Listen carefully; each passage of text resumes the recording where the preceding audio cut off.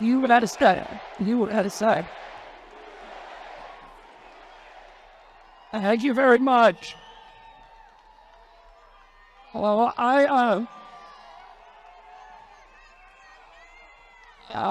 started my presidential campaign 19 months ago, and the Democrats fought. They canceled the primary so I couldn't run, and they canceled the debates, and then I switched to independent, and I was taking more votes away from Donald Trump than the Democrats. But Donald Trump never sued me, and he never said anything nasty about me. He was always very civil. And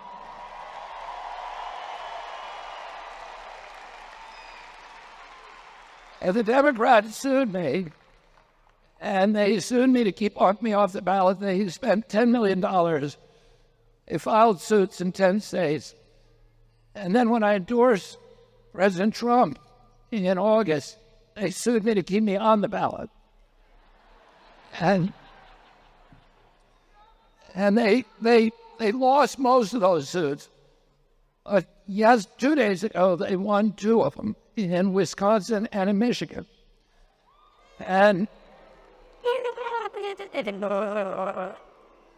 why did they do that? They did that because they want to confuse the voters. They want to interfere with the election because they're keeping somebody on the ballot who's not running.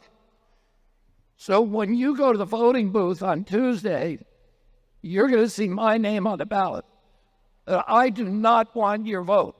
I want you to vote for Donald Trump.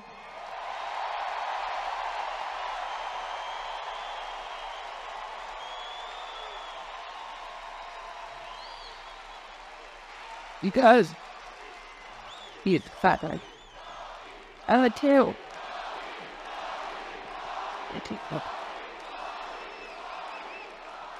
The only way I'm going to go to Washington is if we get Donald Trump elected. And that's the only way we're going to fix this catastrophe that is impacting our children, this chronic disease epidemic. When I was a 10-year-old boy, my uncle was president of the United States, and 6% of Americans had chronic disease. Today, 60% do. When my uncle was president, we spent 0 on chronic disease in this country. There wasn't even medications for any chronic diseases. Today, we spend $4.3 trillion. Every year. It's 5 times our military budget. It is bankrupting our country. It is hurting our national security. 77% of American children cannot qualify for military service because of a chronic disease diagnosis. When my uncle was president, 3% of Americans were obese. Today, 50% of our children are obese. And this isn't true in other countries. In other countries, it's the same as it was then. In Japan, 3% of the people are obese. It's impacting our country because we're mass poisoning ourselves, and we're poisoning our children. There's 1,000 ingredients in our food that are illegal in Europe. And the problem is not those ingredients. The problem is the corruption in Washington, D.C., the capture of our agencies.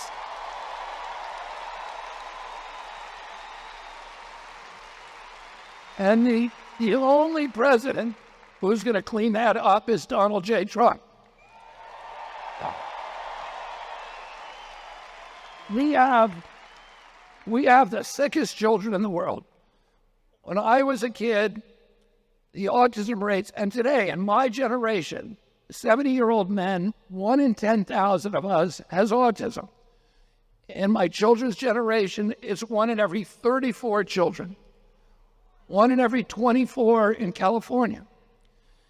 When I was a kid, juvenile diabetes was unknown. The typical pediatrician would see 1 case of diabetes in his entire career, a 40 or 50-year career. Today, 1 out of every 3 children who walks through his office door is diabetic or pre-diabetic. We are killing our kids. 40% of our kids are on antidepressants. The sperm counts have dropped 50%. Testosterone levels have dropped 50%. American girls are reaching puberty at 10 to 13 years old, 6 years younger than they were a generation ago. Oh, we are destroying these children. I had 11 brothers and sisters. I had 70 first cousins. I never knew anybody with a peanut allergy. Why do 5 of my kids have peanut allergies? Why do all of our kids have eczema and asthma and allergies? This is not normal. I know what a normal child looks like. And our kids today are injured and they're damaged. And they're damaged because we're being poisoned. And that comes from corruption. Oh.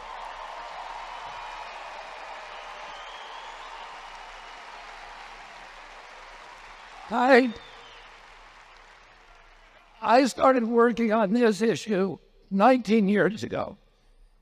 And for 19 years, I have got every morning, without one exception, I have said a prayer to God to put me in a position where I could end the chronic disease epidemic.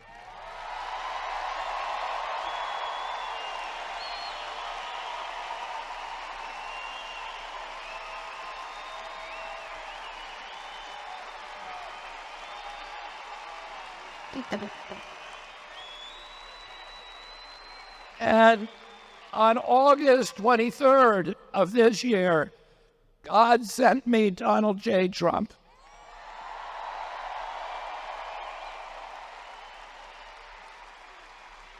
And Donald Trump said to me in Milwaukee, we met for 2.5 hours. And he said, I want you to join my campaign and unify our efforts. And I'm going to end the foreign wars, the addiction to war. A $200 billion that we sent to Ukraine, we're going to spend it here in the United States.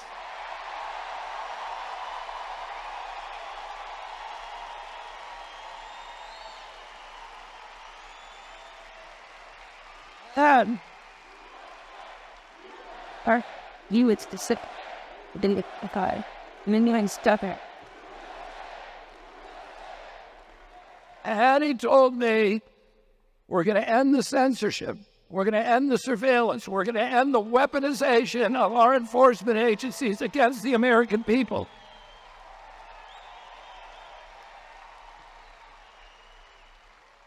And he knew that my uncle, Ted Kennedy, wrote Title IX to make sure that women's sports are protected in schools. And he said, we're going to end the efforts of the Democratic Party, the war that they're making on women's sports in schools.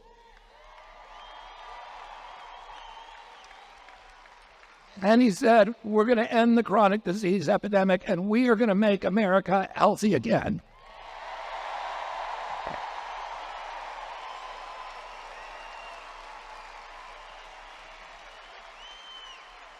Oh, don't you want a president who's going to get the toxins out of our food? Oh, you want a president who's going to end the corruption in Washington, D.C.?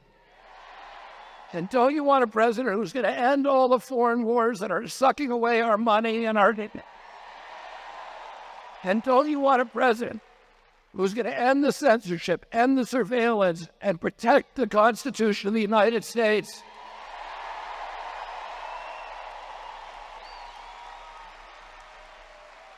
And don't you want a president who's going to make this a free country again, where we treasure our liberties? A president who's going to make America healthy again? A president who's going to make America great again? And let's go to the polls on Tuesday and deliver a landslide for Donald J. Trump. Thank you all very much.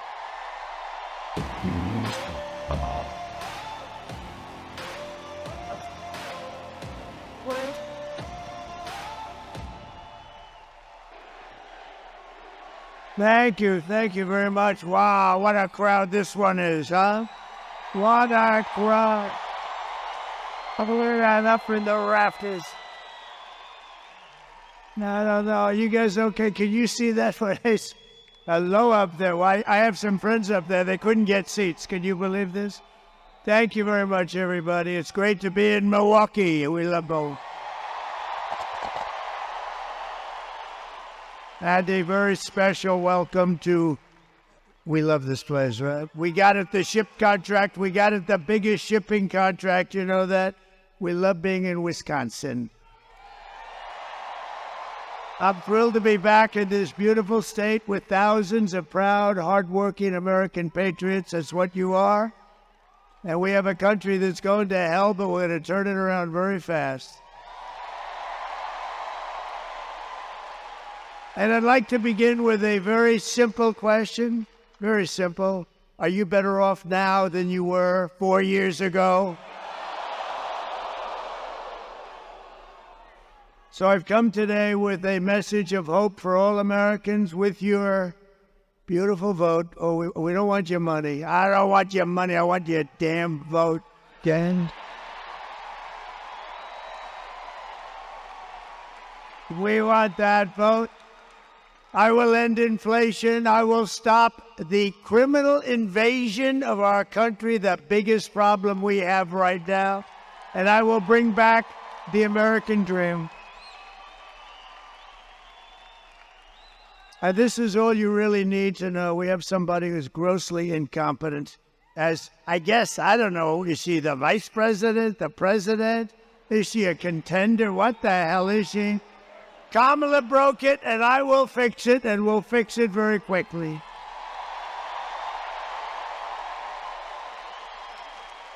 And America will be bigger, better, bolder, richer, safer, and stronger than ever before. It's going to be. You watch. This is going to be so much fun. That's the good thing about that little slippage that they had, that little...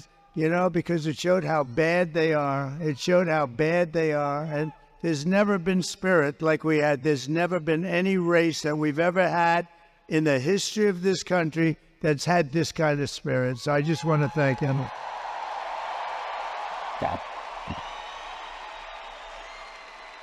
This election is a choice between whether we will have 4 more years of gross incompetence and failure, or whether we'll begin the 4 greatest years in the history of our country. They're going to be the 4 greatest.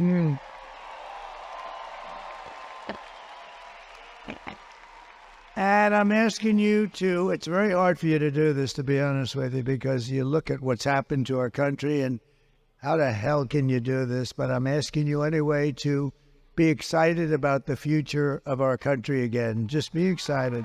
We're going to turn it around. And I'm asking you, dream big. The American dream, just dream big. We're bringing it back. This will be America's new golden age. It's going to be the golden age. Look at this place. I mean, what the hell? How do you beat it? How do you beat it, huh?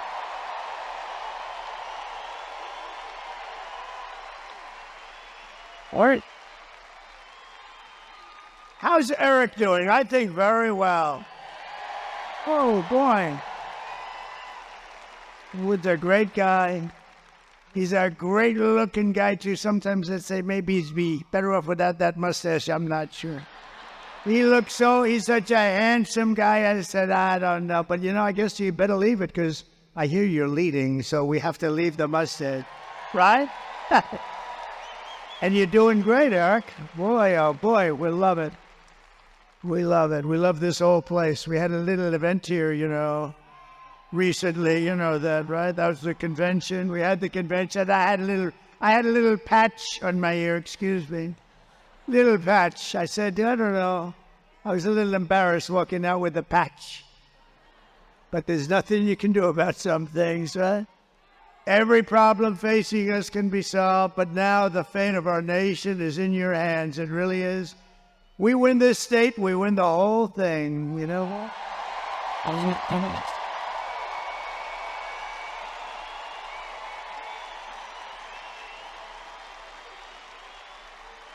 On Tuesday, you have to stand up and you have to tell Kamala that you've had enough, that you can't take it anymore. She's been the worst vice president in the history of our country. And you remember, just 5 months ago, everybody was saying she can't run, she's grossly incompetent. She was the worst vice president in history. We're not going to take it anymore, Kamala. You're fired. Get the hell out of here.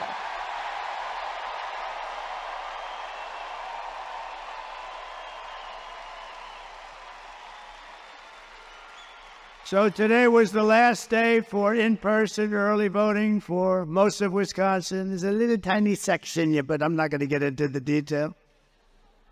But you still have until Sunday to vote early here in Milwaukee, as well as in Madison and Green Bay and Racine. We just left Green Bay. We had a great event. Was anybody at the one in Green Bay? That was a good one. That was, how's your football team? You know what I liked? I love Brett Favre.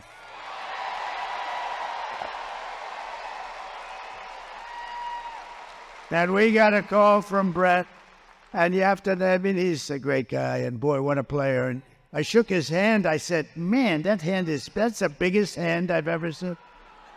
His fingers were like sausages. That's why he could throw a ball 80 yards, right? No, he was great, but he never did it before. It's such an honor because he never did it before.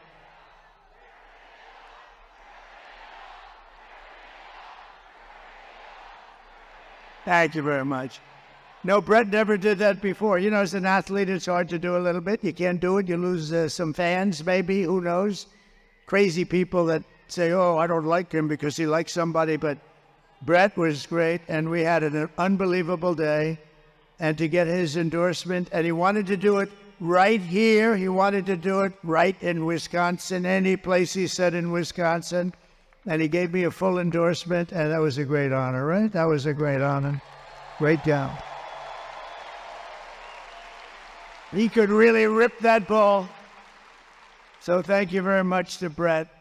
So get everyone you know, you have to do it. You have to vote, vote, vote. We're going to win this thing, and we're going to win it big, and I'd love to win it right here. I'd love it. And if you haven't voted early, just come on Tuesday. We don't care at this point. We don't care when you vote. Just make sure you vote. And if you see anybody cheating, know what you do. You know what you do. Report them immediately. No, we're doing great. We're leading just about, I think, all 7 swing states we're leading. But don't listen to me now. Don't listen. Just pretend we're 1 down, right? We're 1 point down, please. We don't want to say, oh, we don't have to vote today, Alice, because he's leading. No, don't do that. We've seen that stuff happen. We don't want to do that.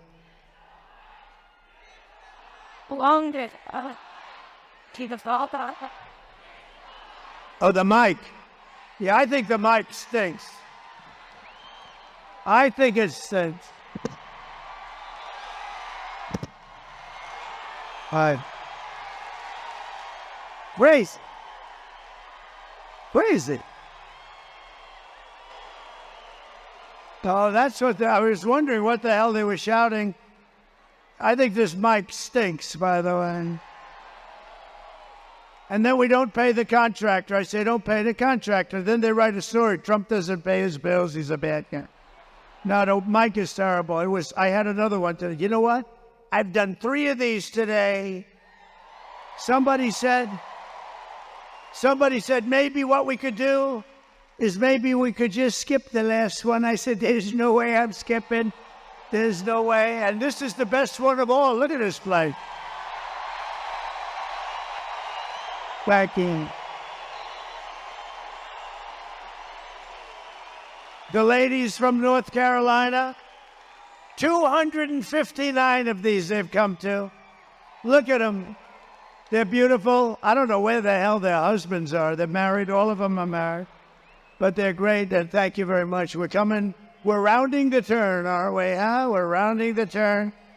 And we have front row Joes over here. Look at them. And we have Mr. Wall over here. You know, it is sort of sad. Is that mic now better back there? Oh, that pisses me off. They don't get it. Well, the mic at Madison Square Garden worked very well. Was that a great event? But honestly, it was basically the same crowd as you have here, right? Same thing. Your NBA arena, your team is very good. I would say the Greek is a seriously good player. Do you agree? And tell me, who has more Greek in him, the Greek or me? I think we have about the same, right? He's a great player, maybe the best player in the NBA, actually. He may be the best player. He's supposed to be a very good guy, too. But with your help, we're going to defeat Kamala Harris, and we're going to make America great again.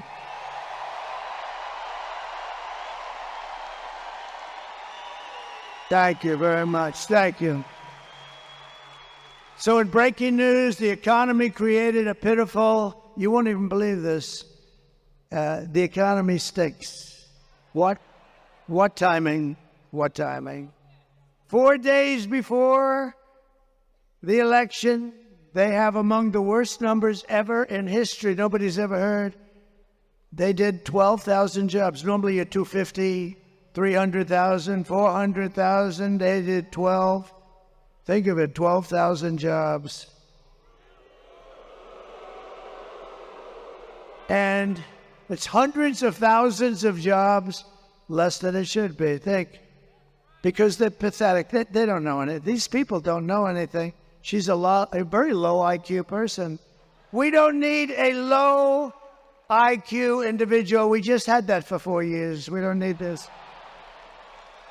But those numbers are so low, they're almost disqualifying.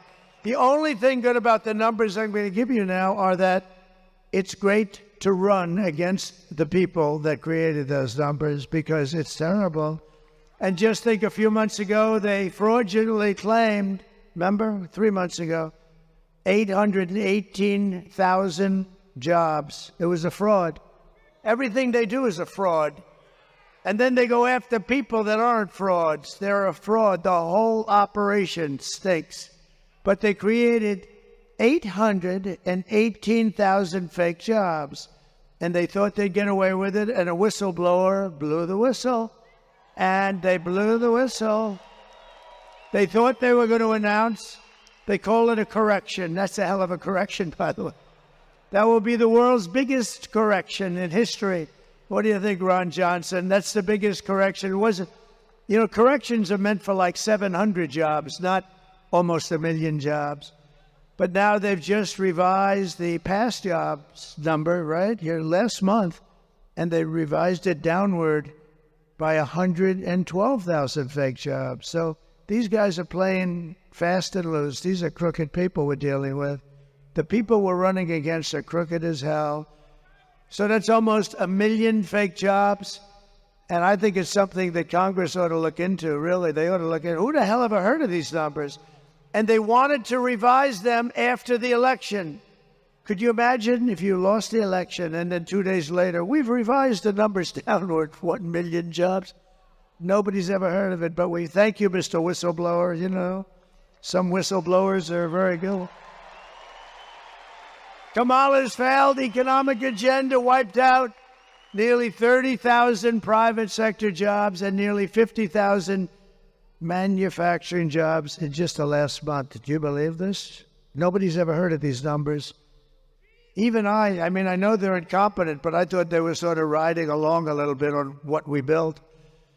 With almost 100,000 manufacturing jobs killed since the beginning of the year. 100, that's a lot. 150,000, these are all the numbers coming out of the so-called government. Great government we have. 150,000 Americans joined the unemployment rolls last month. This is like a depression. And there's nothing, I mean, no event I think they're trying to blame it on the hurricane. No, that was, a relatively small area. No, not the hurricane. Not the hurricane. They're the hurricane. And nearly 250,000 people dropped out of the labor force, which is almost unheard of. No, these are the worst numbers anybody's ever heard of. The data shows that 100%, listen to this part, of all new jobs, net job gains in the past year have gone to illegal migrants. And the jobs were taken from African Americans, Hispanic Americans, and union workers. I don't think the unions are too happy about this. But I told you this was going to happen. It was inevitable. They're letting millions and millions of people flood into the country.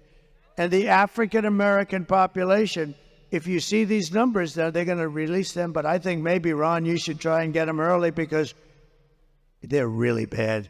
They have taken so many jobs away from African Americans, less from Hispanic, but that's going to catch up. But the African American job picture is unbelievable.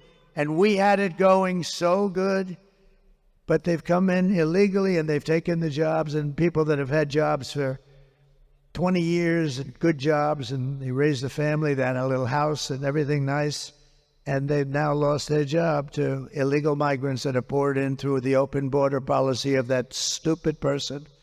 Kamala's inflation nightmare has, think of this, has cost the typical American family $30,000. Think of that one. Higher prices because the inflation's just raised. And you know what started? When they played around with my energy. I had no inflation. We had the greatest energy we've ever had. I was going to have it 4 times higher by now. And we're going to do that, but we got a little bit of a delay because... And we were going to have it 4 times higher. We were going to take care of Asia. We're going to take care of Europe. We're going to make a fortune, start paying down debt. We have $35 trillion in debt. We're going to lower your taxes. I gave you the largest tax cut in the history of our country and the largest regulation cuts. And we were able to do more. Thank you. Thank you. And now she wants to impose the largest tax hike in American history on top of everything else and raise your taxes by more than $3,000 a year. Is everybody happy? I don't want to ruin your night, but don't worry, we're going to make it good. You got to suffer a little bit to get them out. Get those people out. They're grossly incompetent. I stand before you today as the only candidate who can rescue our economy from total obliteration and restore it to strength, prosperity, and actual greatness. We're going to restore you to greatness.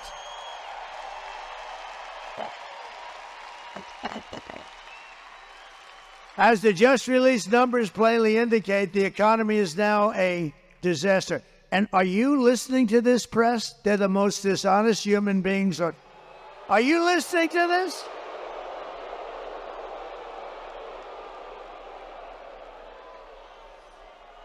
These people, whenever I look at them, they turn the cameras off. The red lights go off like, you see them all go, they don't want any part of it. No, that's a lot of press. That's a lot of cameras going so late at night. But no, we're gonna bring it back, and we're gonna bring it back fast. You know what we're gonna do? We're gonna drill, baby, drill. We're gonna get the energy down. It's gonna come down. We're gonna drill, baby, drill. But I don't know if you know it. Their economy is expected to get significantly worse. How does it get worse than that? It's really bad. Top Wall Street analysts like Scott Besson, who's one of the most brilliant guys on Wall Street, he said that the only reason the stock market is up is because everyone thinks Trump is going to win the presidency. Well, that's pretty bad. That's cool. We had a great stock market. Can you imagine if Kamala won? You would go down to a 1929 style depression. I believe that too. No, that'd crush your incomes and kill millions of jobs and wipe out your savings. We're not going to let that happen. You got to get out and vote. Just got to get out. I don't like to say, it's when I win. No, again, should I say when or if? I know, but it sounds a little braggadocio, right?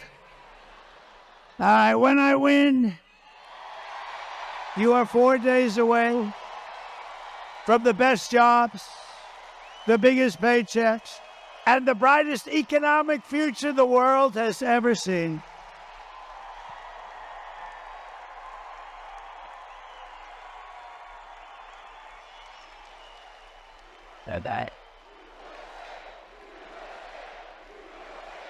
Thank you. That's so nice. Thank you. Thank you. I will massively cut taxes for workers and small businesses, and we will have no tax on tips. No tax on overtime. And for our seniors, ready? No tax on Social Security benefits. And I am going to, this was given to me by a friend of mine. Actually, this was given to me by a great political reporter.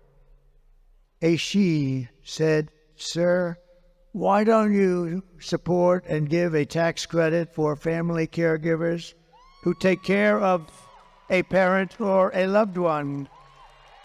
I said, "That's a good idea." So we're going to do that. Do you know, if you didn't have those people, you would not have enough hospitals in this country to take care of anything. You'd need to double your hospitals, and those are the greatest people on earth, and they do it with love. And we're going to get them a tax credit. Is that okay? It's about time. To rapidly reduce inflation, I will end Kamala's war on American energy. We're going to drill, baby, drill. We're going to frack, frack, frack. She goes and she says, "Oh, no, I've always wanted to frack." This woman, she's the worst liar. Look, I had to go and beat crooked Hillary Clinton. She's crooked as a $4 bill. No. I've never held a microphone up so long in my damn life. It's like I'm weightlifting. This sucker's heavy.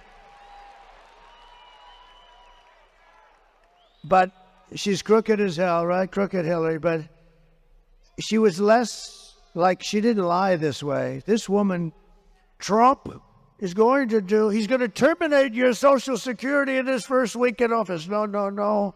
I'm the one that's going to keep it going. No increases in age. He's going to ruin Medicare. He's going to do that. I see her today. She's at a news conference. First of all, she's exhausted. She looks like... No, she's exhausted, right? Man. And you know what? I've gone 62 days, no days off. I've done so many. I've done so many.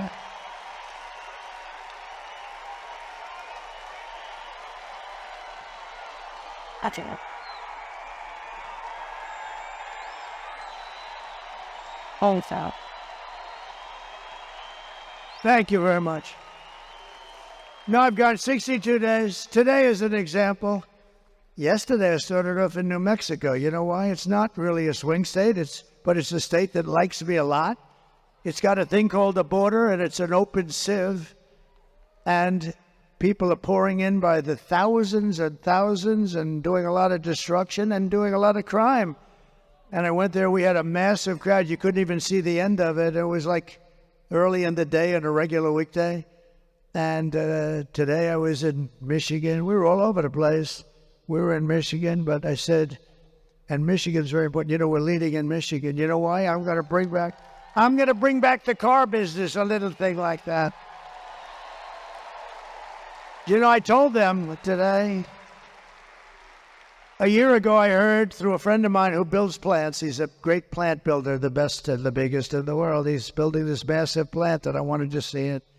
I said, "I want to see the plant you're building." He goes, "Well, it's not in the U.S." I said, "Then I don't want to see it. I'm not interested. I have no interest." "Where is it?" It's in Mexico. "Who owns it?" "China." They're building this massive, they didn't start it. They're building this massive plant right on the border so they can make cars, sell them into the United States, and destroy the rest of Detroit, take all the business away from Michigan, and in all fairness, Tennessee and South Carolina and lots of other places, and you to a lesser extent, but you too. But they're going to build this big plant. And I didn't like it. I said, that's killer. You know, they're trying to solve the Detroit situation, and we want to bring back company, and we're going to bring them back. Because you know why? The most beautiful word in the entire dictionary, you know what it is? It's tariff. The tariff.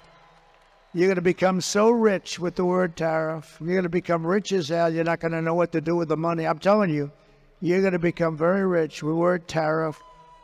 And so I told them, and I was at the Detroit Economic Club. It was beautiful, and I was giving a talk, and I saw the guy that told me that they're going to start building a big plant in Mexico right on the border. And he was in the audience, John, his name is. He's, I think, the biggest in the world at this stuff. It's very good. He told me if you asked me to build an apartment, I couldn't build it, or a road, they couldn't lay the asphalt. But a plant, he has no problem with computers all over the place and robots. Lots of robots, by the way. So I said, well, how's that going? I was making a speech, and I saw him right about there where that very beautiful girl is. I'm not allowed to say that. See the beautiful blonde girl right there? I said, now, you know that's the end of your political career, what you do. You're not allowed to call anybody beautiful anymore. If you do, it's the end of your political career. Ron Johnson would never do that. That's why he's a great politician. No, right where that young lady is, John is sitting there. And I called him, I said, could you come back? And he comes backstage. Thank you very much.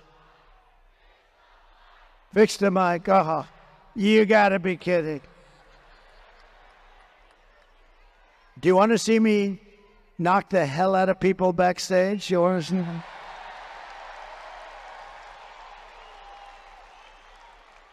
I don't mind if they want to come up a little forward or something, but it's a pretty stupid situation, but that's okay. I get so angry, I'm up here seething. I'm seething. I'm working my ass off with this stupid mic. I'm blowing out my left arm, now I'm going to blow out my right arm, and I'm blowing out my damn throat, too, because these stupid people. I'll make you a deal. Pretend you're listening to it perfectly, and I'll come back and do another one, okay? With a decent... It's so stupid. And you know, the only thing I ask for, I don't care about lighting. I don't care about teleprompters because I never read the damn things anyway. By the way, isn't it nice to have a president that doesn't need a frickin' teleprompter?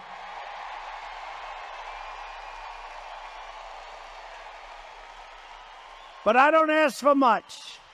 I don't ask for much. The only thing I ask for is a good mic. And this is the second time today that this happened.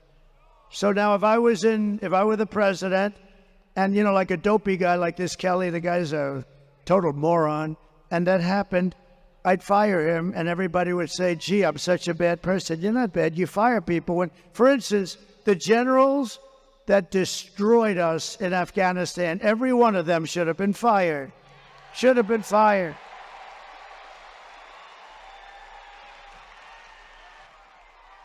Hello? Hello? I don't think so. Hello? Is that better? Is that better? That's terrible. Is that better back there? Was that yes or no? Huh? What crap. The only thing I ask for is a mic. You don't have to give me, I don't even need a stage. I don't give a damn. Give me a good mic. And I went through 2 of these today. And it knocks the hell out of your throat. But so far I'm doing okay, right? Okay. Is that better? Yeah. And did you notice I came in today, I said, and you know, this is after 4 of these things I've been in all fairness. I mean, I'm a human being, right? I come in, and here's the problem. I said, oh man, it's too low. I said, so, Ability.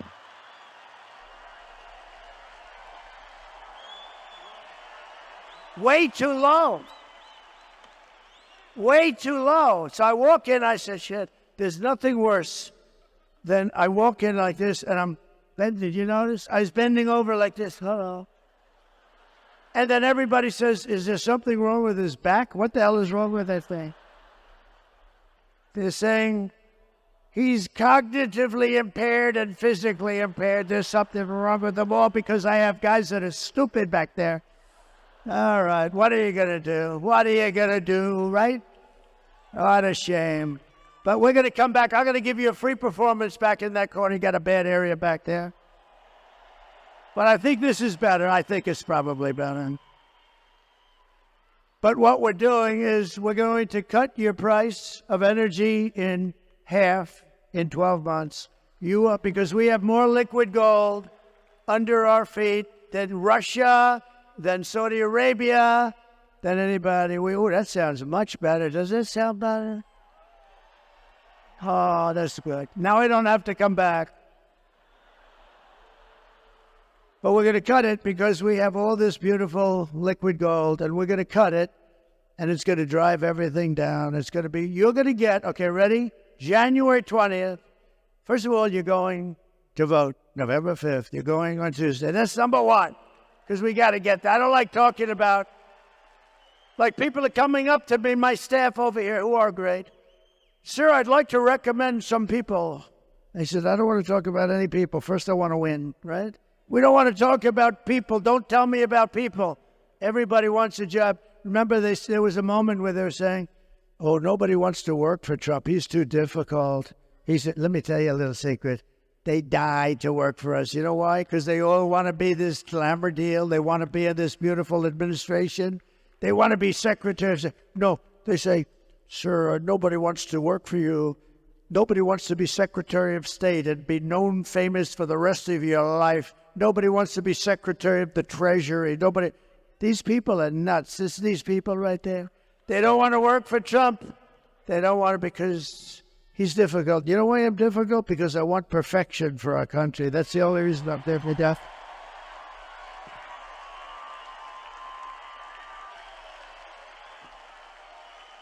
So I will terminate the Green New Scam, one of the great scams in history.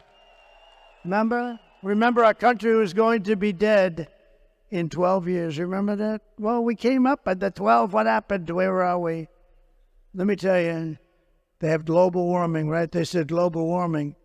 They used to call it, but now they call it climate change. You know why?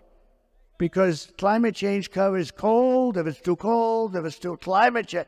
We're suffering climate change. If it's cold, that's good. If it's hot as hell, that's good. It used to be global warming, and that wasn't working because we're actually cooling. So we have that. But you know, the biggest warming problem we have is nuclear warming. So they talk all the time about the ocean will rise in 500 years, 1/8 of an inch. Who the hell cares, okay? But we have maniacs that have nuclear weapons, and we can't let that happen. And you need a smart president. As an example, Russia would have never gone into Ukraine if I were president. Zero chance with Putin. Zero. And everything Biden said, I said he's saying the exact opposite of what he should be saying. Israel would have never happened. That attack, October 7th, would have never happened. What a shame, right? What a shame. You know what else wouldn't have happened? Afghanistan, we would have left sooner, but we were going to leave with dignity and strength. Instead, we lost 13 great soldiers. I know their families. You know, Biden and Kamala would never call the families, not even one little phone call. I don't think they really wanted to hear from them in the end. But they wouldn't call. 13 great people were lost. Many people lost the legs, the arms, the face was just horrifically injured and obliterated in some cases. Nobody ever talks about them. I talk about them all the time because those people, they're going to suffer for the rest of their lives. It's so sad. What happened at Afghanistan, and because of that, by the way, Putin looked, he said, oh, the U.S. is a paper tiger. I guess I can finally go into Ukraine because it's the apple of his eye. Always was. He told me. Now I love it. He loved it, right? He loved it. He wanted it, but he would have never done it with me. Zero chance, zero chance. So sad, so sad. So many things have happened. You know what else wouldn't have happened to you? You would have had no inflation. I had no inflation. You wouldn't have had. Inflation was caused by their stupid energy policy that drove the energy through the roof. It's not so complicated. To bring back millions of jobs, we will give our companies the lowest taxes, the lowest energy costs, the lowest regulatory burdens, and free access to the best and biggest market on the planet. And this mic is much heavier than the other one, I will say. I can do exercise. I can build up my muscle. But only for those who make their product here in the USA and hire American workers for the job. Right? And if these companies don't make their products here in the USA, then they will be forced to pay a very stiff tariff when they send their products into the United States for the privilege of competing with our workers and taking our workers' jobs. And we will now have protected companies. These companies will not leave because they're going to be protected by tariffs, because they can't be undercut. You know, I took in hundreds of billions of dollars from China. Nobody talks about it. Those guys don't talk about anything. They only talk about bad. They only talk about fake news. But we took in hundreds of billions with a B, dollars from China. No other president took in 10 cents. Oh, you know, and I watched the other day, Mrs. Obama was nasty to me. What was that all about? What was that all about, Scott Walker? Nasty. Oh, look, it's Tommy Thompson. Holy mackerel. It's Tommy. Is that Tommy Thompson or am I? Stand up, Tommy. Stand up, Scott.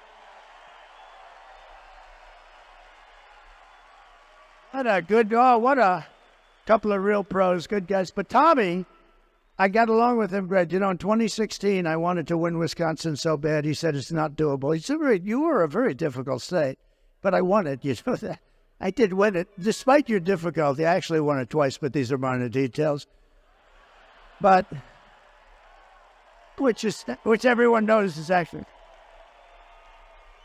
But Tommy Thompson, and he's a longtime governor, a longtime pro, and I said, what do you think, Tommy? I have a big meeting, and it's hard. You know, you have all these states, you want to go to the states. And he said, sir, you're wasting your time if you come to Wisconsin. And I said, I don't feel that way, Tommy. I had like one of these deals, except with fewer people, to be honest. You know, we become more popular with time. But it was good. It was big. I said, I don't think so. He said, sir, I'm telling you, you're wasting your time. But here's what I'll do. I don't want you to go to Pennsylvania, go to Michigan, go to these state places you have to win. Don't do it, sir. But here's what I'm going to do. I never forgot it. It was the weirdest thing.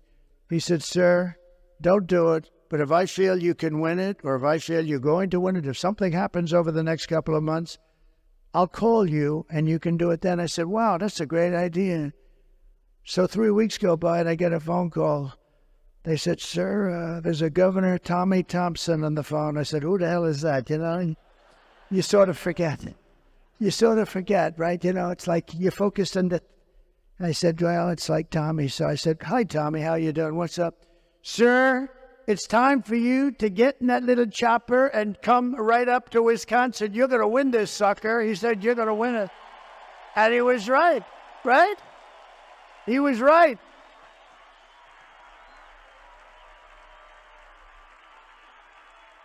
He was right. I got in that chopper. I was up here so fast they couldn't believe it. They couldn't believe you could travel that fast. No, and we won. We had a great victory. And I will say this, we're much more popular. This is a much bigger movement. You know, Make America Great Again, MAGA. It's the greatest movement by far in the history of our country. It's amazing. There's never been anything like it. And people don't even fight it anymore, really. They don't win. But it's the greatest movement. And when Biden was doing that thing with the purple background, you remember that? He looked like the devil, right? Remember that? Sebastian, have you gotten taller, Sebastian? What's going on today? Sebastian, do you remember? Why are you standing? Do they not have a seat for you? He's giving me applause before we... He's a great guy. Does everybody listen to his show? He's been loyal. I'll tell you one thing. That guy was with me through thick and thin. Anything that came up, he said, the president is innocent. I said, oh, thank you, Sebastian. He would say, I don't know exactly what they're accusing him of, but he's innocent. No, Sebastian's been great. He's been a very good, loyal friend. He's a really good friend and a really talented guy, smart.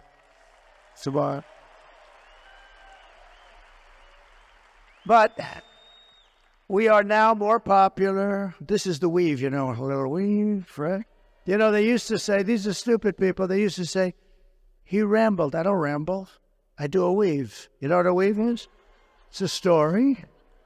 And as you're telling the story, you realize that there's a little offshoot. Go up here. But the key is then you have to come back. And then you're doing the story. You're getting down to bottom line, and boom, you do another little weave. Then sometimes you do a weave off a weave. It's here or that. And then back. It's called the weave. And one guy got it right, a writer. They said, Trump is a totally brilliant guy. He said, I've never said anything, because you always have to end up in the right place, or then you're rambling, then you're rambling.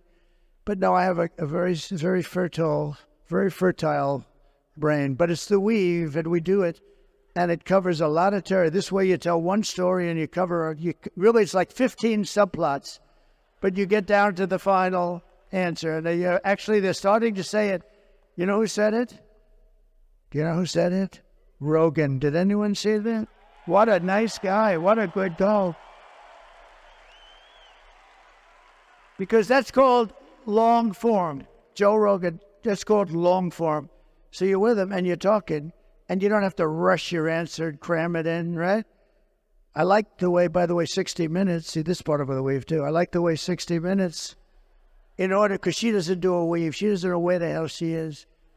She gave the worst answer I've ever heard to a question. One of the main questions, she was on 60 Minutes. Kamala was, you can't call her Harris, because nobody knows who Harris is, right? Have you seen Harris lately? Who the hell is Harris? So you call her Kamala.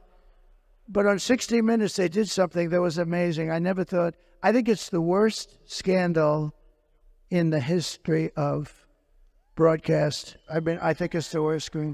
She gave an answer which showed that she was grossly incompetent.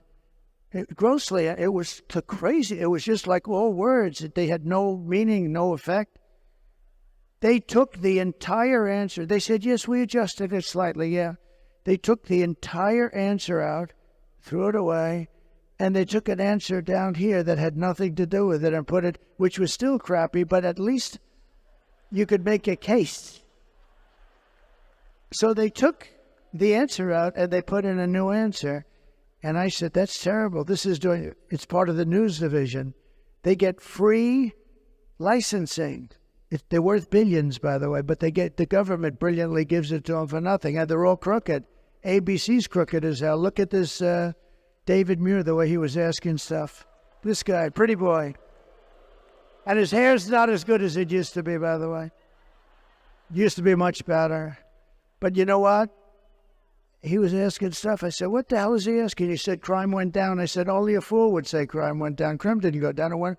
And then the following day, right, it came out. Crime was up 49%. It's terrible. But what 60 Minutes did is unbelievable. They took the answer out. They replaced it with another answer.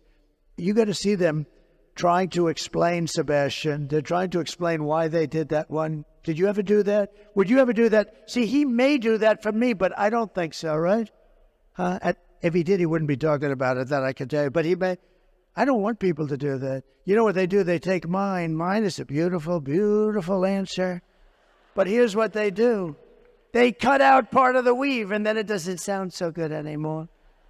But what 60 Minutes did and CBS, I think the license should be taken away from CBS. And I think that 60 Minutes should be forced to either close or take a very extended stay. And I'll tell you what, if a conservative broadcaster ever did what they did, it would be the end of their lives. Everybody would be in jail. Everybody would be in jail. What they did, And so in honor of you, we sued them yesterday for a lot of money.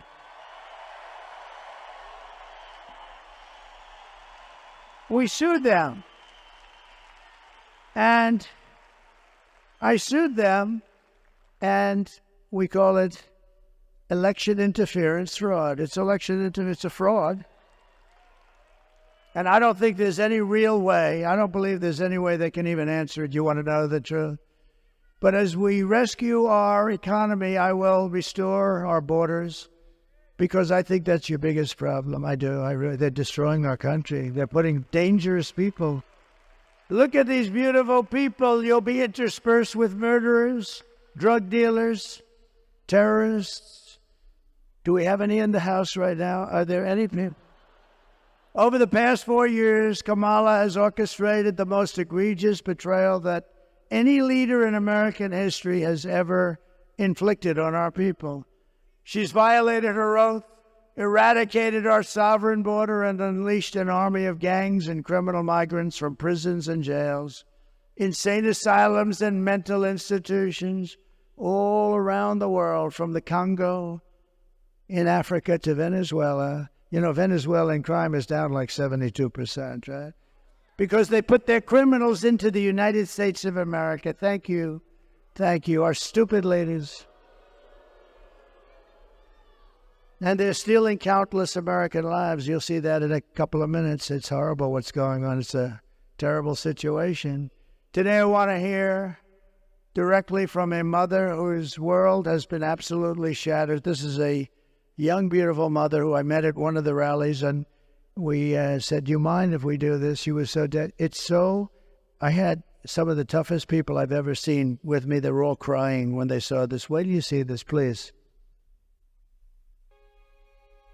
Sunday night, I asked her to not stay up super late because of her coming to work with me in the morning to do her summer school. She said, okay.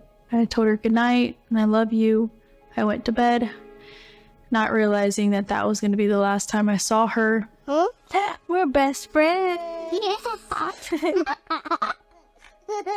Don't shake it again. I woke up to notice she wasn't in her bed. I'm in my heart trying not to lose my mind because I don't know where she is. I finally remembered her phone had a location on, and her phone was pinging just 2 minutes down the road, right behind the skate park. I start driving to the direction the phone was being pinged at, and I see a couple cop cars with lights on. I see yellow tape, and immediately my heart drops and sinks to the bottom of my stomach. My daughter's hands and ankles were both bound. She was strangled to death, left with no pants. And I know in my heart, she fought incredibly hard. She was not going down without a fight. We begin with two men we're learning are charged with capital murder tonight, accused of killing a 12-year-old girl. Police say these men strangled her before dumping her into that creek. Both men were in the country illegally. Apprehended, then released by Border Patrol less than 3 weeks before Jocelyn's death. The men accused of killing Jocelyn Nungare are affiliated with the gang known for brutal violence. Kamala Harris was in charge of immigration in our borders. If we had better border policies and not open borders and not these catch and release policies, I truly believe this all could have been prevented. Under her being vice president of this country, my daughter's life was ripped away from her. She had her entire life ahead of her. Happy birthday, dear Jocelyn. My daughter is 6 feet in the ground, based off of policies that she allowed to keep. Kamala Harris did have one job, and she not only failed, she failed my daughter, she failed Jocelyn, and she was only 12. President Trump reached out, gave me his sincerest condolences as not a former president, but just as a father, someone who cares. I believe Donald Trump needs to be back in office, I can at least know that my next child will be safe in this country.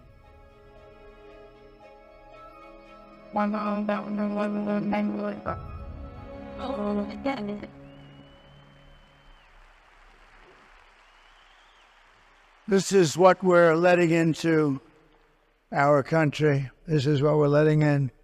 And you could take that scene and multiply it times thousands, whether it's on highways, whether it's just shootings, plane shootings. These are rough people, rough people. And we can't take it. And it's the worst thing that's happening to our country. I think it's the worst thing that's happened to our country in decades. Nobody's ever even imagined a thing where other countries will take their prisons and open them and drop everybody, thousands of their prisoners. You know what they save by doing that? And I know most of the heads of these countries. It's like they can't believe they got away with it. And as soon as I heard we were going to have open borders, I said, I know immediately that that's what's going to be done. They're opening their jails and their prisons and their mental institutions, and they're becoming empty. Some are already empty, but all over the world. This isn't all over the world. This isn't just in South America. It's not just Guatemala, Mexico, Honduras. You know, you think in terms of a little close. These are all over the world. Big in the Congo. Big. They're sending them over big. Tough. They're tough. They're tough, and they're mean. And they're mean. The day I take the oath of office, the migrant invasion ends and the restoration of our country begins.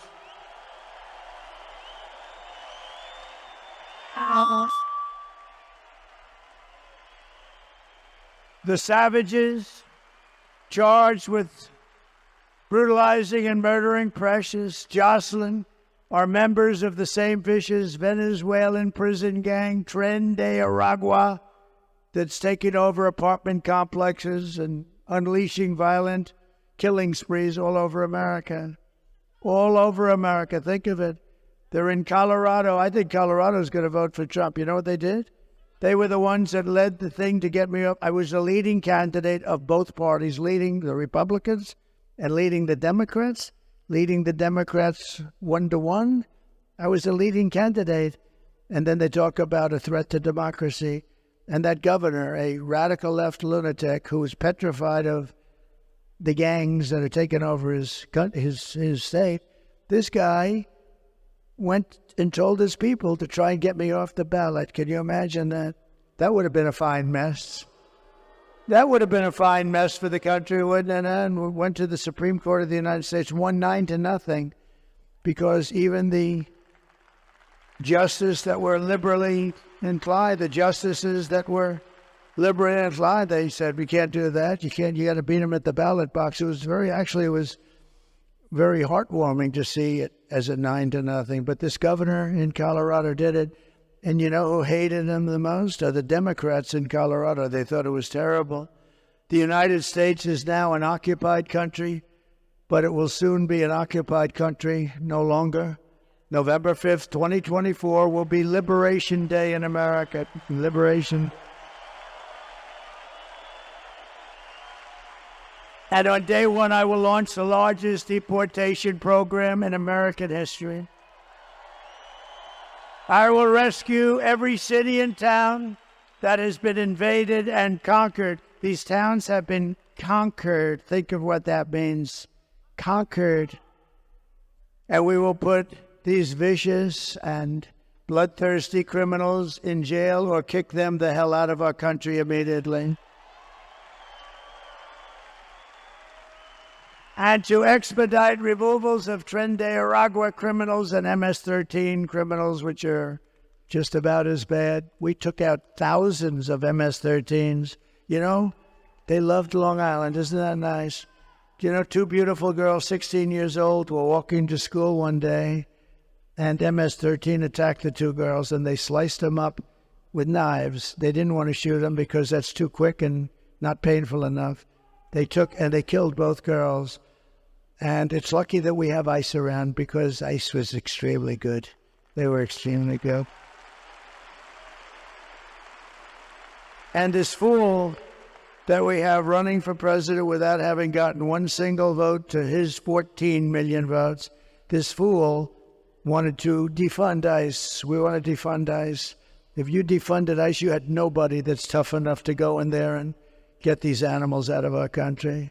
She wanted to defund ICE. I will invoke and this is incredible because we had to go back so far. I will invoke the Alien Enemies Act of 1798. That's when they ran a tough country. To target and dismantle every migrant criminal network operating on American soil. And if they come back into our country, it's an automatic 10 years in jail with no possibility of parole.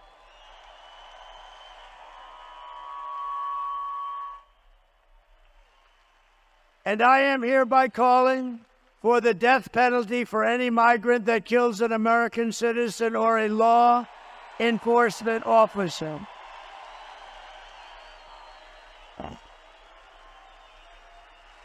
And I will immediately ban all sanctuary cities in the United States of America. We will have them no longer. And despite all the damage she has caused, Kamala has spent the final week of her campaign comparing her political opponents to the most evil mass murderers in history. You know that, right? All of us. You, me. 2 days ago, Joe Biden called our supporters garbage. He called them garbage. That's worse than deplorables, isn't it? Remember Hillary? How did that work out with deplorables? Well, garbage is working out even worse for him. They called you, all of us, garbage. We're garbage. And I believe we have 250 million people. I believe we have most of the country is about making America great again.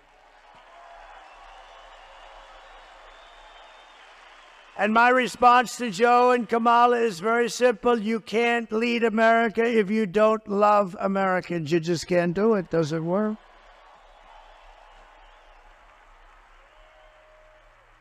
And you can't be president if you hate the American people. And I actually think they hate the American people. She's not a good person. You know, her help, 95% of her help left. Do you know when she was in the DA's office in California, she made everybody stand at attention when she walked in. Good morning, madam. Good morning, they were told to say. Good morning, Madam District Attorney. Stand up at attention. She's not a good person. Kamala's closing message to Americans is that I believe she hates you. I do believe that. I do believe that. My closing message is that I love America and I'm inviting you to join us in building an extraordinary future for our nation.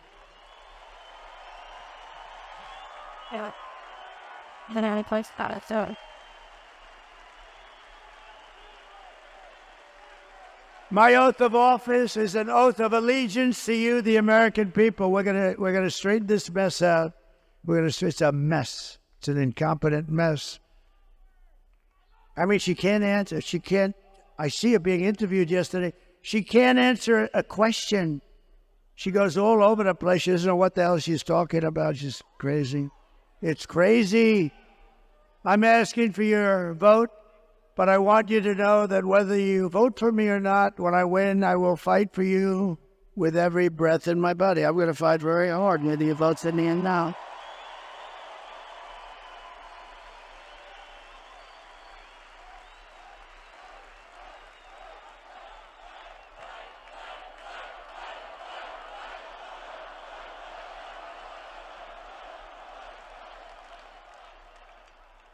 I took a lot of heat about 2 months ago because I said, I think women like me. I do. I think the suburban housewives like me.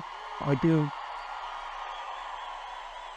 I think it's a con job by these people. I think it's a lot of crap, but I think they do. And I said, I think they like me because they know I'm going to protect them. And they said, oh, it's such a horrible thing. I said, no, I want to protect the women of our country. I want to protect them in many ways. But some of the ways are suburban housewives, they say, don't like me. I think they do like me because, thank you. She say, I love you. No. Where do you live? What part of Westchester do you live? Oh, well, that's nice. Illinois.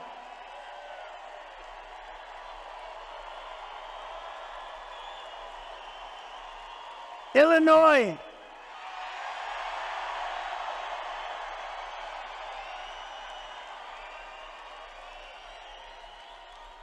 You may have the worst governor in the entire country.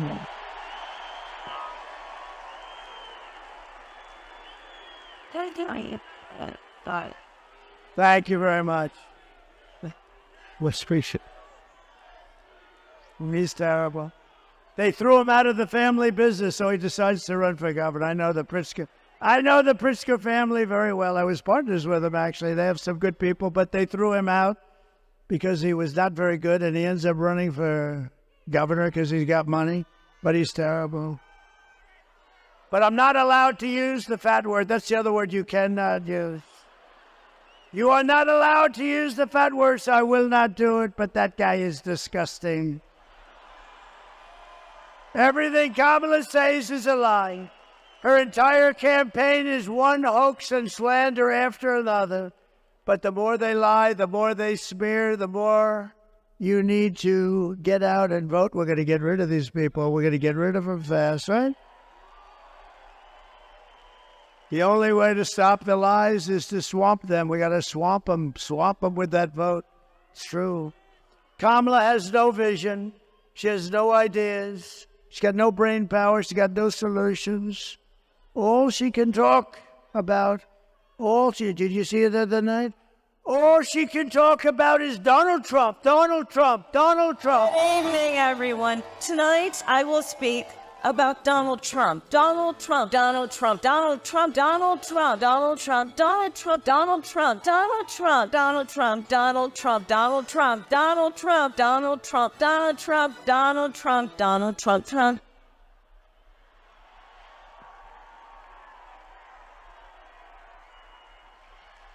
All she talked about. You know, there are some people who thrive under pressure, and there are some people who crack under pressure. She cracks under pressure. And the more pressure Kamala is under, the worse she crumbles. She is, at this point, very rattled. You take a look at her. Is there a chance she would resign before the election 3 days? I actually think they should have left Joe. I think he would have done just as well, maybe better. And it's come out today upon extremely good authority, the press, therefore it's no authority. But it's come out today that Joe Biden likes me more than he likes Kamala. And that he would rather have me win than Kamala win. Because they took away his presidency. It's the first time in the history of the presidency they stole the presidency from him. He would rather have me win. Actually, I think psychologically he's better off. It's a much better story for him. What they did is terrible. They went in and they said, you're out, Joe. Can you imagine you're the president of the United States and you have Crazy Nancy. She's crazy as a bedbug.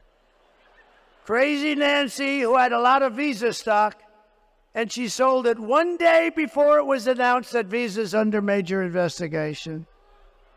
And the fake news doesn't do anything about it. And then you have Kamala, who couldn't do an interview with Joe Rogan, who frankly is very fair. I call him tough but fair, but he's great guy. You know, we had it was the biggest interview he did me last week, as you might have heard.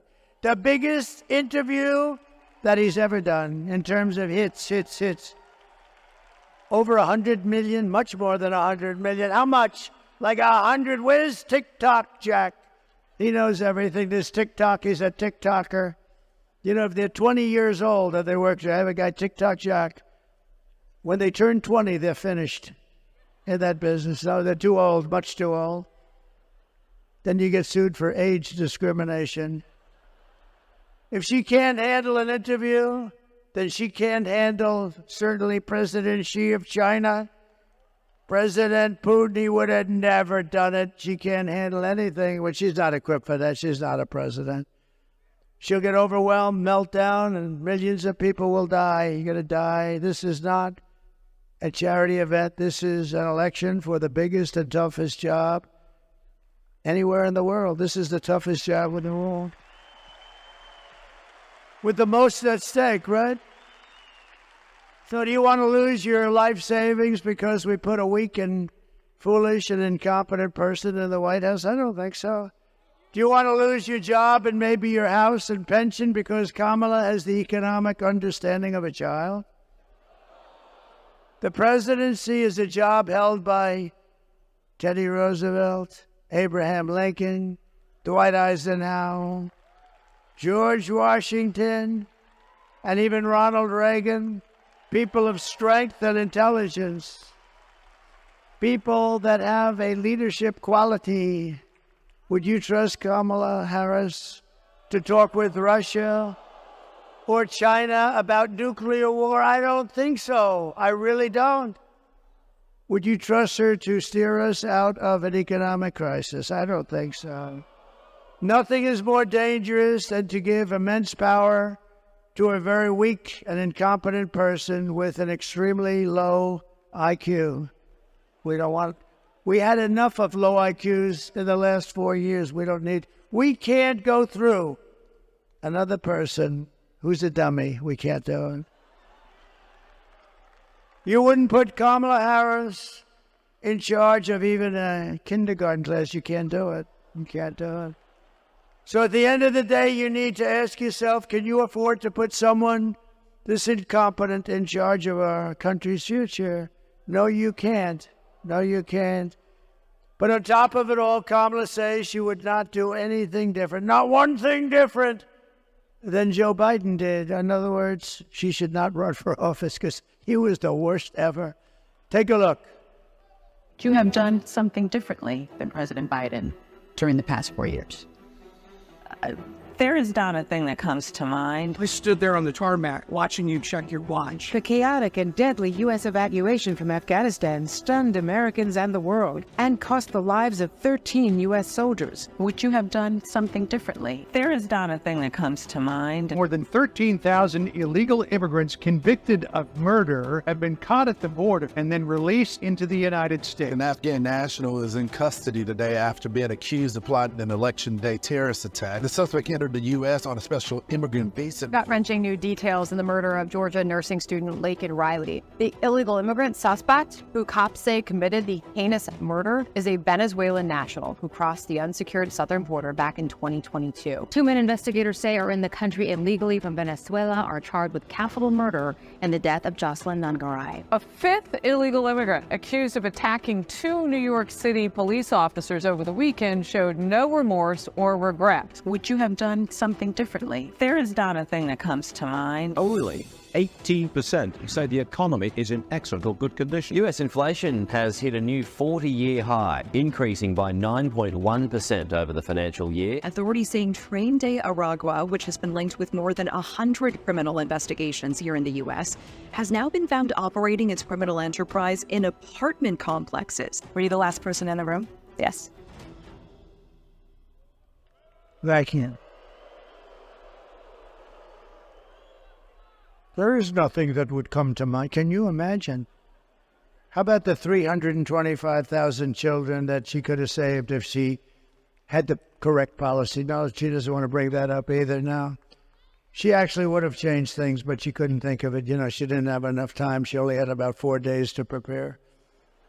If you want to end this disaster, you must get out and vote. We're going to solve this problem very quickly. It's going to happen fast. It's going to be beautiful to watch. We're pleased to be joined today by your next senator from the great state of Wisconsin, Eric Hovde. Eric, thank you very much. You're going to have a great, great career. He's a good man, too. Good man, loves the state. And he is he central casting? And I'll tell you what, she is a disaster.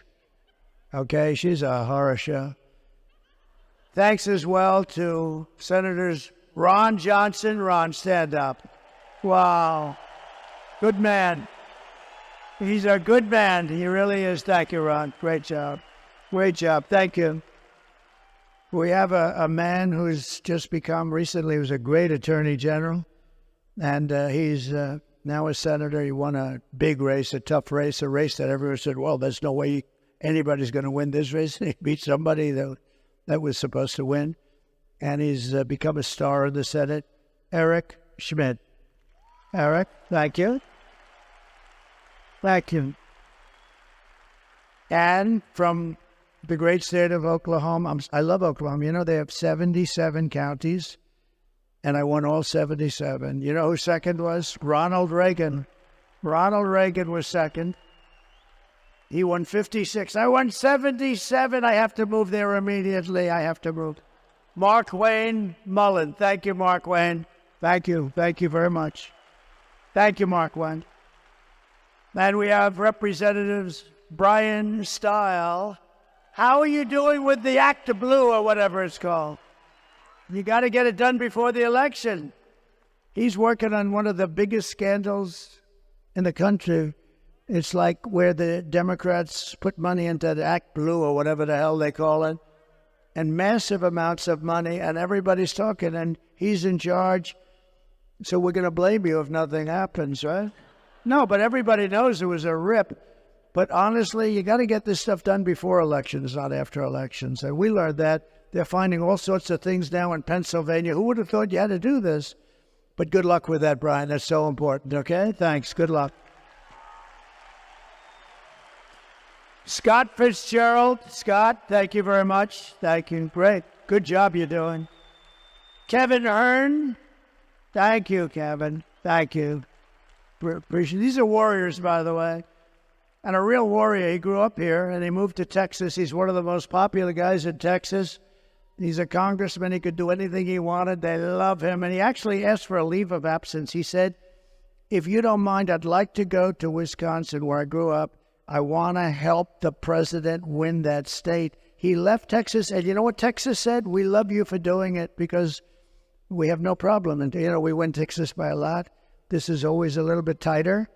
It shouldn't be tighter. It should be the same thing. Oh, I wish it was the same thing. Texas has been so good. But, you know, they view him as a hero for doing this as opposed to, gee, why is he not in Texas? And he's been up here for 4 months. He's got his brothers helping him. He's a great congressman, and he's a fantastic man, Troy Nels. Thank you, Troy.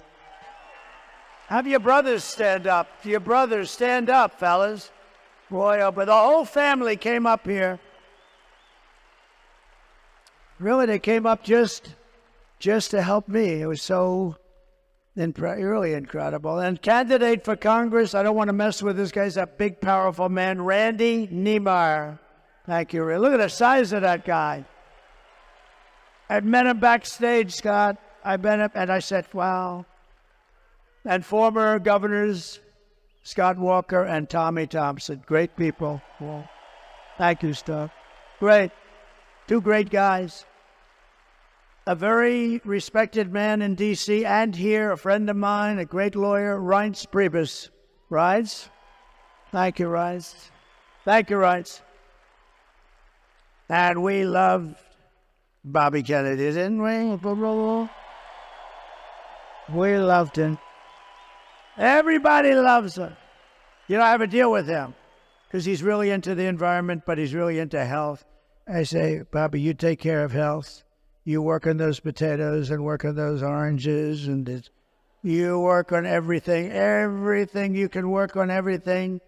The only thing you got to leave alone, Bobby, just leave it alone, is the liquid gold, because we're going to make our fortune. I don't want you telling me I can't touch it, Bobby.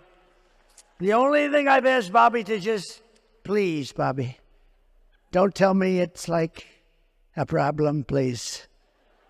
Because we're going to make so much damn money. We have more liquid gold under our feet than any other nation in the world, including Saudi Arabia. Including Saudi Arabia and Russia. You know, I took it from number 4 to number 1. We're number 1. We're energy independent. Can you imagine, Mr. Wall? Please stand up, Mr. Wall. I'm going to buy that suit. I'm going to buy that suit. Susie, please buy that suit for me. We also have the head of our campaign on today. And other than this microphone, she's done an unbelievable job this year. Unbelievable. It's the best run campaign. People say, well, actually, to say it's the best run campaign, you got to win. So let's say, do you mind if I wait about 4 days? But Susie Weil, she's incredible. Incredible. You know, who's her father? You know, I believe in this stuff so much. Pat Summerall, right? Great announcer, great football player, great announcer. Look, he's going, wow, that's very impressive.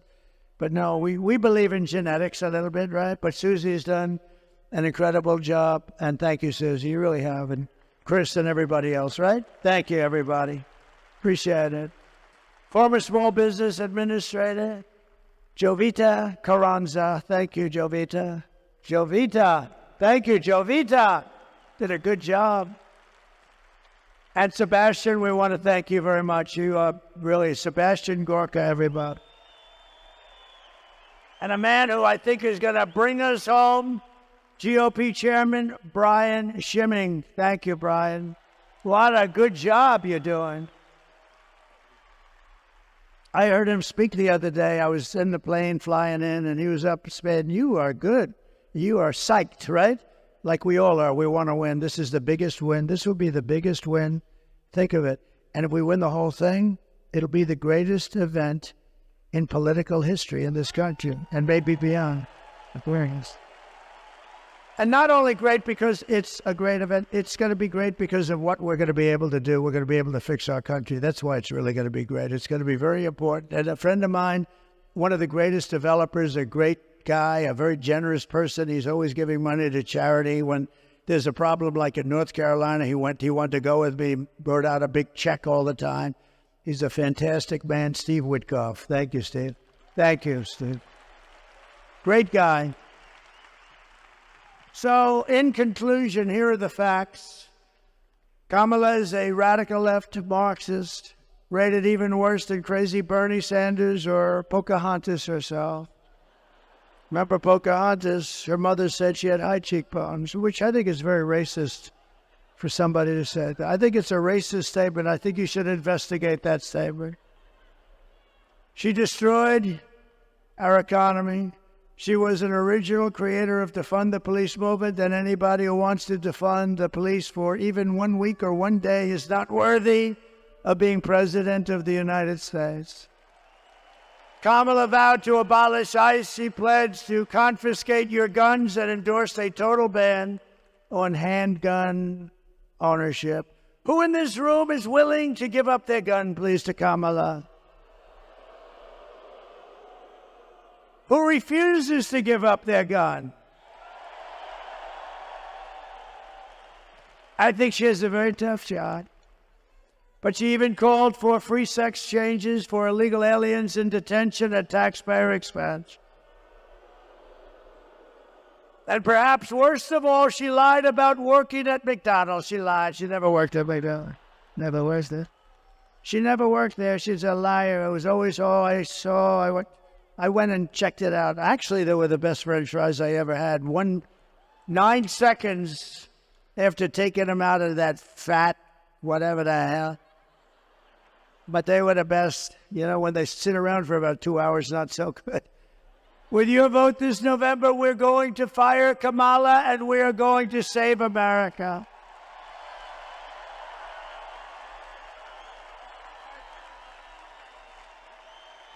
We will cut your taxes, end inflation, slash your prices, raise your wages, and bring thousands of factories back to America and back to a place called Wisconsin. We will build America, we will buy American, and we will hire American. That's what we want.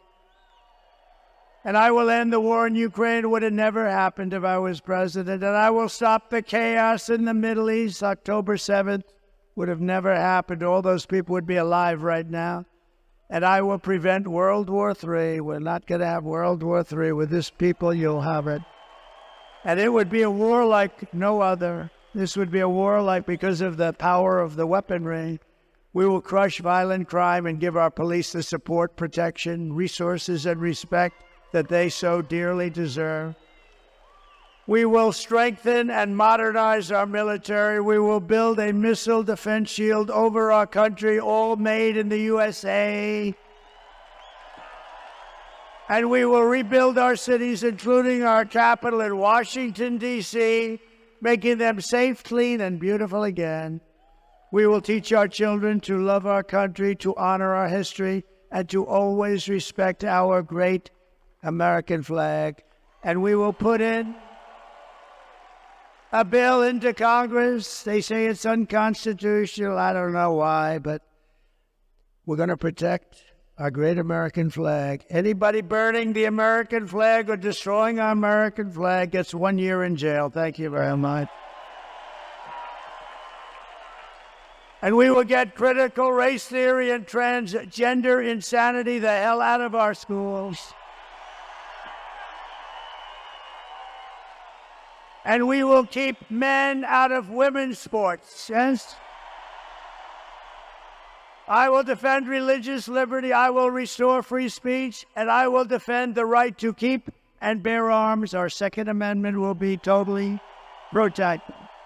After years of building up foreign nations, defending foreign borders, and protecting foreign lands, we are finally going to build up our country and defend our borders and protect our citizens and our land, right? And we will stop illegal immigration once and for all. It will be stopped. And we want people to come into our country. We do. We want people. But they have to come in legally through a system. They have to love us. They have to love our country. We will not be invaded. We are not going to be invaded. It's like an invasion. It's like a military invasion. You know, the guns and weapons they have, some of these guys have, they're military grade. They're at least military grade. Some are better than military grade.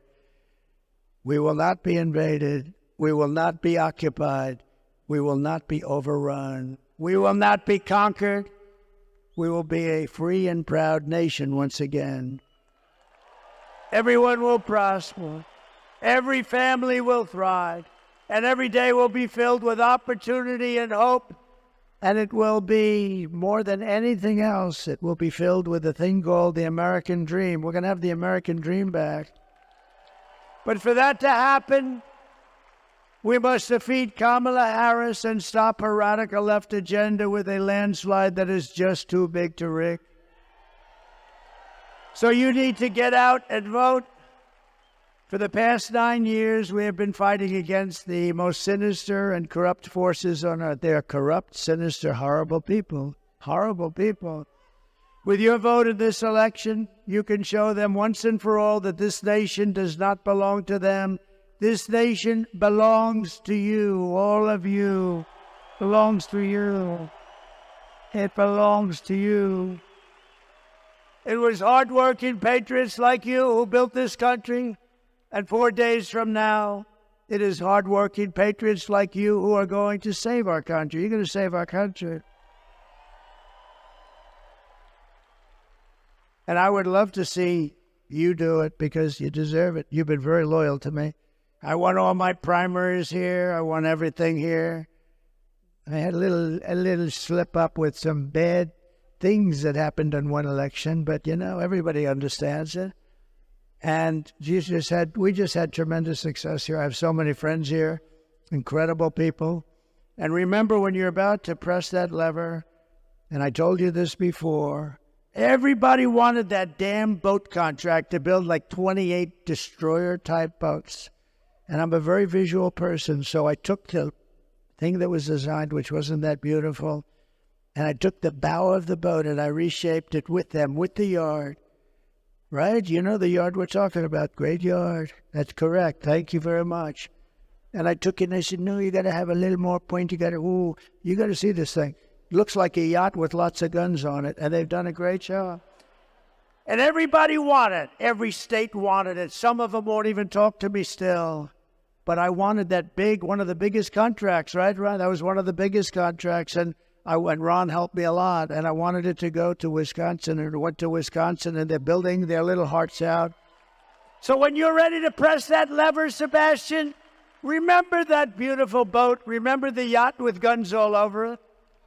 After all we've been to, and we have been through a lot, but after all that we have been through together, we stand on the verge of the 4 greatest years in American history. We're going to make them great years.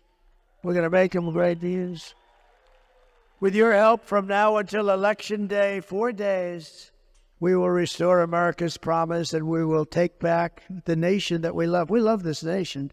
I mean, I wouldn't be doing this. I could have a hell of an easy life. I could have those waves just smacking me in the face. Beautiful saltwater waves all over the place. I got waves all over the place.